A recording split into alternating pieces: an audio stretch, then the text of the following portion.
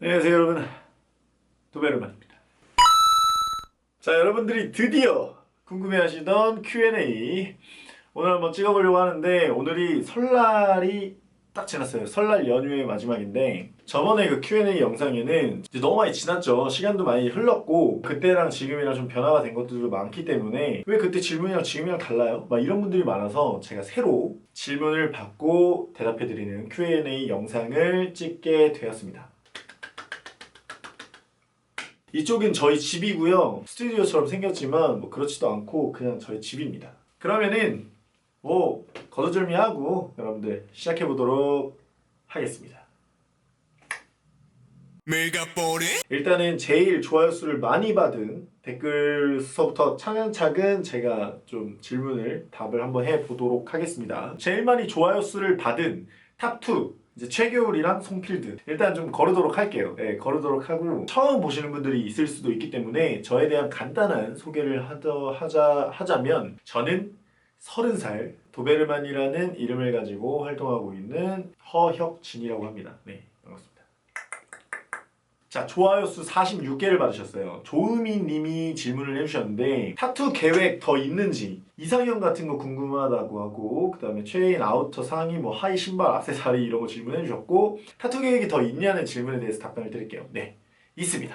저는 타투를 온몸에다 가득 채우는 게 소원이에요. 가득 채울 거고요. 나중에 타투가 굉장히 많은 할아버지가 되는 게 전 소원입니다. 자, 그다음에 이상형 같은 거 궁금하다고 말씀하셨는데, 영화배우 김고은님, 박소담님, 김다미님 을 되게 좋아합니다. 가수로는 CL. CL이 항상 최상위에 있어요. 네. CL은 거의 넘사 수준이고, 김고은님의 그런 마스크 같은 걸 굉장히 좋아해요. 최애인 아우터, 뭐 상의, 하의, 신발, 액세서리 뭐 이런 것도 물어보셨는데, 저는 뭐 최애 이런 게 없어요. 옷 같은 경우에는 뭐 맨날 뭐 자주 입고 그때그때 좀 바뀌기도 해서 그냥 브랜드 같은 걸로 얘기를 해야겠죠. 저는 뭐 브랜드 같은 경우 뭐 요지 야마모토나 뭐 꼼데가르송, 그다음에 이세이미야케라는 일본 3대 브랜드를 굉장히 좋아합니다. 그쪽 브랜드 위주로 자주 입고 자주 스타일링을 하는데 쓰고 있어요. 신발 같은 경우에는 컨버스를 굉장히 좋아하고요. 거의 뭐 컨버스를 자주 신어요. 그 다음에 액세서리 같은 경우에는 제가 지금 운영하고 있는 비주류라는 브랜드의 액세서리를 항상 착용합니다. 항상. 내가 아는 사람 중 제일 멋있는 사람은 저희 아버지죠. 네, 저희 아버지 어머니가 제일 멋있습니다. 그 다음에 좋아요 수 43개를 받은 질문, 가장 큰 수입원이 어디냐, 맨날 놀고 도대체 돈이 어디서 나길래 그렇게 맨날 놀기만 하는 거냐 라고 말씀하실 수 있지만, 저는 항상 돈을 벌어왔어요. 어떻게 돈도 안 벌고 그렇게 맨날 놀 수가 있겠습니까? 말이 되나요 여러분들? 예전에도 어떤 놈이 저한테 댓글로 뭐 백수 새끼가 뭐 어쩌고저쩌고 막 이렇게 얘기를 한 적이 있었는데, 전 백수가 아닙니다. 뭣도 모르는 소리 하지 마시고요. 저는 지금 비주류라는 액세서리 브랜드를 운영하고 있고요. 지금은 이제 실버 쪽으로 이제 핸드메이드 주얼리를 하고 있지만, 그 전에는 서지컬 스틸로 만드는 그런 액세서리를 했었고, 그 전에는 옷가게를 하고 있었고, 빈티지를 하고 있었고, 뭐 홍대에서도 빈티지 샵에서 매니저 생활을 하고 있었고요. 전 꾸준하게 돈을 벌고 있었습니다. 뭐 돈을 벌지 않았던 시즌도 있지만 그때는 뭐 모아둔 돈으로 생활을 했으니까. 20대 초반은 어떻게 보내셨나요? 라는 질문이 있는데, 저는 20대 초반에는 대학 생활을 했죠. 20살 때부터 25살까지 대학 생활을 하고, 그 다음에 이제 나오면서 외식업에서 이제 요리를 하면서, 그러다가 이제 옷을 너무 좋아하고 더 늦기 전에 무조건 해봐야겠다라는 생각이 있어서 바로 광장시장이라는 시장에 들어가서 일을 하고, 그러다가 가게도 하고, 그러다가 뭐 이렇게 해서 지금까지 흘러온 계기가 되고 있습니다. 네. 영화 효민님과 어떻게 친해지게 되었는지에 대해서 굉장히 많은 질문들을 하세요. 라이브를 할 때나 뭐 영화 효민님이랑 어떻게 친해졌어요? 아니면 겨울님이랑 어떻게 친해졌어요? 지금 만나고 있는 그런 뭐 모델분들이랑 다 어떻게 친해졌어요? 이러는데 다 똑같아요. 그냥 똑같습니다. 여러분들이 어디 학교를 다니죠? 그러면 그 친구들이 생길 거 아니에요. 그 친구들이 여러분들이 왜 친해졌겠어요? 그냥 친해진 겁니다. 같은 일을 하고 있고 이러다 보니까 같이 뭐 공통사나 관심사가 되게 많으니까 그렇게 하다 보니까 친해진 거고, 겨울이 같은 경우에는 동네가 또 똑같아요. 다들 지금 다 주변에 살고 있어요. 영아, 효민이, 뭐 겨울이, 뭐 저 다 이렇게 비슷한 동네에 살고 있는데, 그러다 보니까 자주 보게 되고, 자주 보니까 어떻게 되겠어요? 친해지겠죠. 그러다 보니까 술도 먹고 뭐 같이 뭐 쇼핑도 가고 일도 하고 영상도 같이 찍고 이렇게 되는 겁니다. 도미니코 백님께서 질문을 해주셨는데 광장시장에서 장사하셨다고 들었는데 가게 이름과 파셨던 옷의 장르 지금은 왜 안 하시는지 궁금합니다. 요즘 꽂힌 옷 스타일과 가장 추천하는 빈티지샵은? 이라고 질문을 해주셨어요. 저는 이제 도베르만이라는 이름으로 장사를 했었어요. 가게 이름이 도베르만이었어요. 옷을 파는 장르 같은 경우에는 제가 이런 옷을 좋아하잖아요. 이런 옷들 팔았습니다. 원래 지금 평소에 입고 다니는 옷 같은 것들을 떼다가 팔았어요. 왜 지금은 안 하는지에 대해서 많이 여쭤보셨는데 안 하게 된 이유는 재미가 없어요. 그냥 저는 사실 재미가 없으면 하지 않는 주의여서 뭐 재미가 없는데 도대체 왜 그걸 계속 꾸준히 그걸 버텨가면서 이겨내고 막 이래야 되는지 전 사실 거기에 대한 그 이유를 잘 모르겠고 결정적으로는 제가 장사를 하고자 했었고 그때 이제 장사를 해야겠다라고 마음을 먹었던 그때의 광장시장과 지금은 굉장히 많이 다릅니다. 뭐 옷에 대해서 많은 지식을 가지고 많은 이해도를 가지고 장사를 하는 사람들도 없고 그 다음에 뭐 손님들 오면은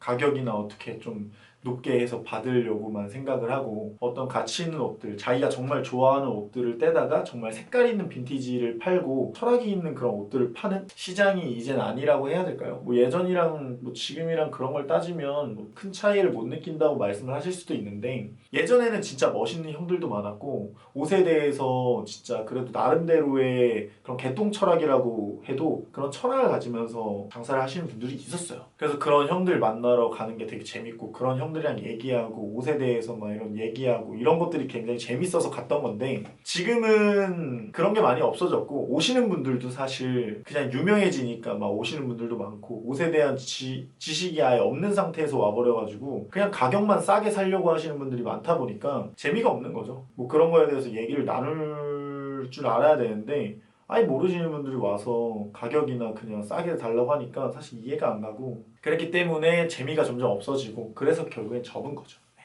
그렇습니다. 자, 그 다음에 좋아요 30개를 받은 질문이죠. MG님께서 질문을 해주셨는데 노빠꾸 라이프를 시작하게 된 계기 가장 최근에 빠꾸한 적은 노빠꾸 라이프를 하다가 기억에 남는 흑역사 노빠꾸 라이프를 시작하게 된 계기라고 할 게 사실 없어요. 그거를 막 내가 시작해야겠다 이래가지고 시작한 게 아니라 원래 저는 생활이 그랬습니다. 원래 저는 생활이 그랬는데 컨텐츠를 계속 찍고 브이로그 위주로 제가 돌리려고 생각을 하다 보면서 내가 생활이 이러는데 사람들에게 이런 것들을 보여주면 재밌지 않을까라는 생각에 약간 대리만족을 원하시는 분들을 위해서 이제 그렇게 놀고 밤새도록 술을 마시고 하는 것들을 보여드리려고 했는데 막 무슨 아침 막 뭐 제가 8시 막 이때 일어나서 뭐 다음날 막 이때까지 마시는 것도 아니고요. 마시기 시작하면 2시 뭐 이때부터 좀 마시는 경우도 있고 좀 심하게 이제 뭐 한 8시 이때부터 마셔서 뭐 한 12시 막 이때까지 마시는 경우도 가끔 있죠. 물론 있는데 그렇게 마시는 경우는 흔하지 않고요. 최근에 빠꾸한 적은 사실 빠꾸를 되게 잘해요. 여러분들이 자꾸 이렇게 노빠꾸 하고선 제가 술 위주로 브이로그를 보여드리기 때문에 노빠꾸는 무조건 술을 마셔야 되고 언제 어디서든지 어떤 상황이 되었든지 술을 무조건 마셔야 된다 라는 약간 그런 생각들을 가지신 분들이 많은데 노빠꾸라고 말을 시작하게 된 계기가 뭐냐면 겨울이랑 저랑 이제 술을 마시다가 자꾸 이제 뭐 집에 다른 사람들은 가자고 하는데 저는 이제 안 가고 싶은 거예요. 이제 말을 하게 되는 거죠. 너희들 먼저 가라. 나는 그냥 더 마시다 가겠다. 이런 거 자체가 이제 노빠꾸다. 내가 원하는 거. 만약에 내가 안 하고 싶어요. 안 먹고 싶어. 빠꾸를 친다는 게 아니라 역으로 해석하는 거죠. 그거 자체가 노빠꾸인 거죠. 오늘 마시고 싶지 않다. 그러면 그냥 그렇게 편하게 해주고 편한 분위기에서 술을 마시고 편하게 자기가 하고 싶은 것들을 다 하면서 술자리를 갖자는 게 노빠꾸의 정의가 된 건데 다른 사람들은 이상하게 해석을 하더라고요. 노빠꾸. 나는 무조건 술을 마시니까 형은 노빠꾸. 그럼 무조건 술을 마셔야 돼. 이런 사람들이 좀 있어서 저는 좀 노빠꾸의 의미가 살짝 변질이 된 게 참으로 안타깝습니다. 네.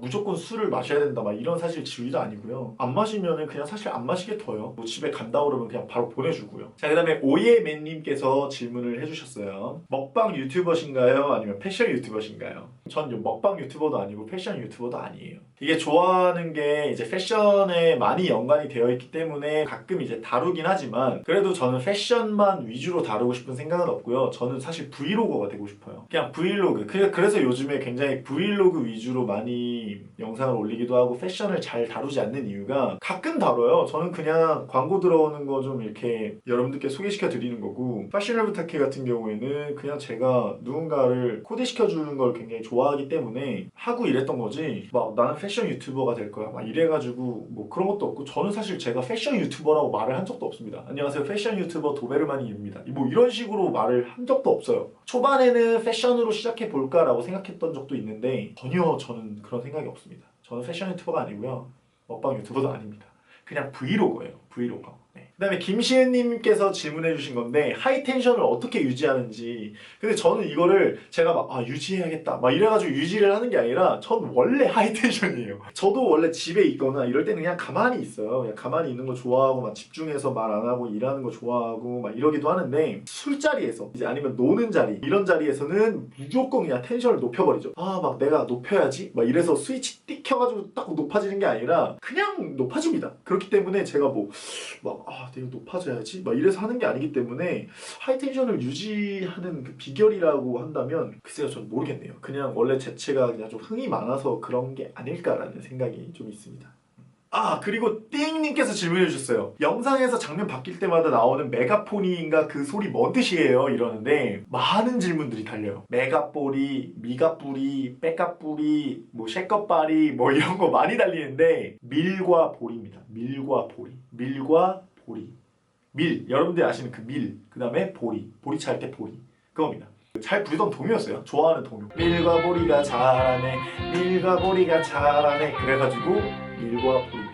진진자라님께서 질문을 해주셨는데 요즘같이 중국어를 위해주는 시대인데 혹시 중국어를 강점으로 일해보신 적이나 일해보실 생각이나 혹시 안 하시면 안 하시는 이유도 궁금했다. 요즘은 중국어라고 해서 저도 배우려고 했는데 너무 어려워서 잘한 분들이 너무 부러워요 이러셨는데 저는 중국에서 유학을 했어요. 그 다음에 중국에서 졸업을 했고 중국에서 일도 했습니다.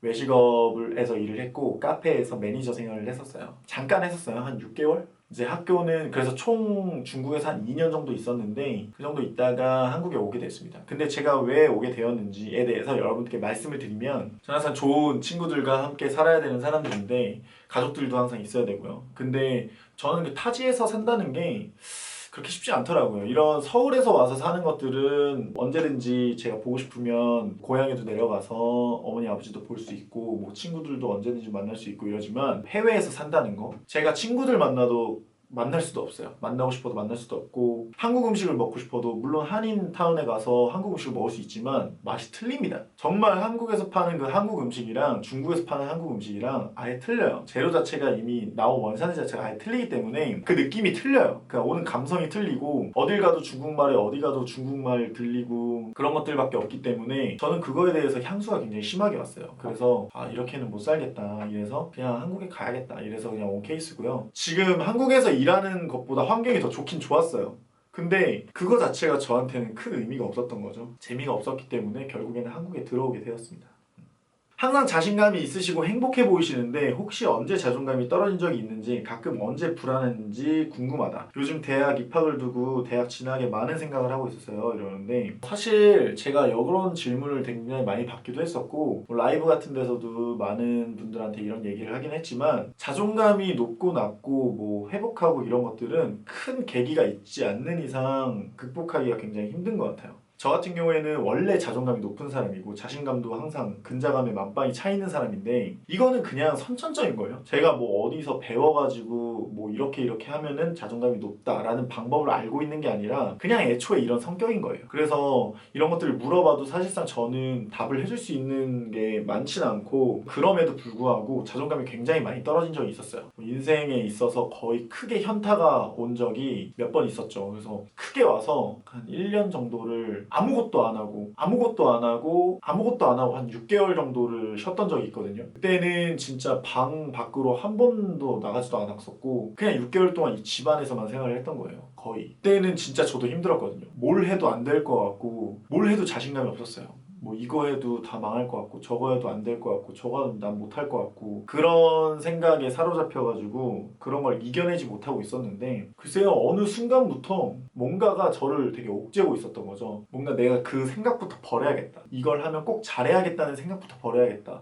왜 나라고 꼭 다 잘해야 되느냐. 그런 생각을 제가 언제부턴가 하게 되었는데 근데 그런 생각부터 버리자라고 생각했던 그 순간 극복하기 시작했던 것 같아요. 뭘 해도 그래 내가 무슨 꼭 잘할 필요도 없지. 뭐 무슨 뭐만 하면은 내가 다 잘해야 되고 내가 뭐 그걸로 인해서 뭐 맨날 잘했던 건 아니잖아 사실. 그런 생각을 하면서 좀 이겨냈던 것 같은데 그런 부담감부터 좀 떨쳐내야 되는 연습을 해야 되는 것 같아요. 제가 봤을 때는 그런 부담감이 저를 계속 옥죄어오고 그 자기 자신을 굉장히 옥죄어오고 옥죄어오는 만큼 자기는 되게 소극적으로 변화한다고 저는 생각하거든요. 그렇기 때문에 그런 마음을 좀 느끼고 있다고 한다면 그런 부담감부터 떨치는 연습을 좀 해야 되지 않나라는 생각을 저는 좀 하고 있습니다. 뭐 물론 이런 자존감이 낮아지는 경우는 좀 사람마다 그런 오는 경로가 다 틀린 것 같아요. 일단은 제 기준에서 말씀을 드린다면 그렇게 전 생각하고 있어요. 자존감이 떨어졌을 때는 그냥 다 놓으세요. 다 놓고 자기가 왜 이런 상황에 처해져 있게 되었는지를 정말 깊게 생각해 보면 아마 알지 않을까라는 생각을 하고 있습니다. 저 깊게 생각해 봤는데 아닌 것 같아요. 이렇게 생각을 한다 그러면 저는 더 생각해 보라고 말씀을 드리고 싶어요.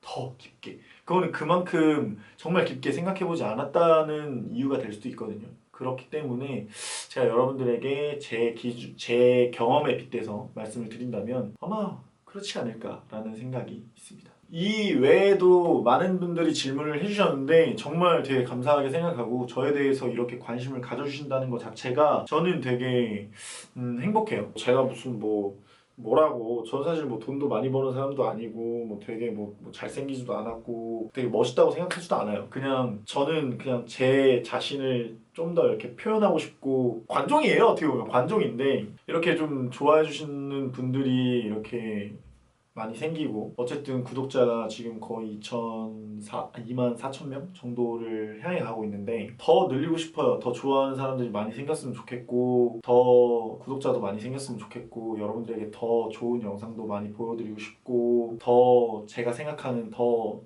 이상향으로 더 멋있는 사람이 되고 싶고 이렇게 하는데 같이 되게 멋있어지고 같이 자신이 원하는 삶을 살았으면 좋겠어요. 제가 이 채널을 만들고 계속 이런 컨텐츠들을 하고 있고 항상 이러는 게 여러분들도 다른 사람 눈치를 보지 않으면서 살았으면 좋겠다는 마음이 굉장히 크거든요. 제 목표는 약간 그런 거예요. 제 채널을 통해서 한 사람이라도 되게 좀 남의식을 하지 않게 되고 자기가 원하는 거를 뚜렷하게 외칠 수 있는 사람이 되면은 얼마나 좋겠는가라는 생각이 있어요. 사실 한국 사회라는 게 너무 남 눈치를 보면 살잖아요. 그런 것들에 대해서 되게 눈치 아닌 눈치 같은 게 좀 보여지고 다른 사람 시선을 의식할 수밖에 없는 그런 구조로 점점 만들어지고 있는데 그럴 때일수록 더 자기 자신을 표현하는 사람이 굉장히 좀 멋있는 사람이지 않을까라는 생각이 좀 있기도 하고요. 그래요. 막 저 같은 경우에는 뭐 영상 같은 경우를 찍어서 올려도 댓글로 막 저 관종 새끼 뭐 클럽 가서 맨날 저러는 게 무슨 뭐 자랑하는 것처럼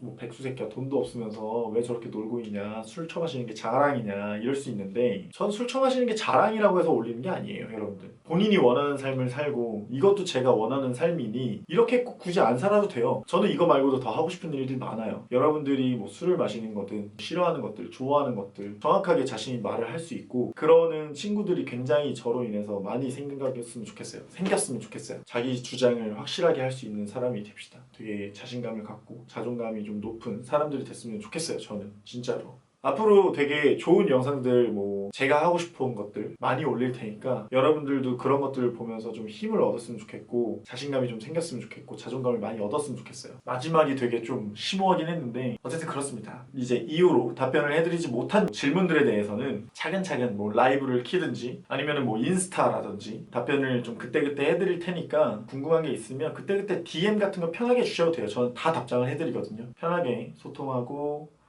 그렇게 될 수 있는 구독자분들과 제가 됐으면 좋겠습니다. 네. 그러면 여러분들 오늘 영상은 여기까지고요. 그럼 다음 영상에서 만나보도록 하겠습니다. 여러분들 안녕! Mega booty.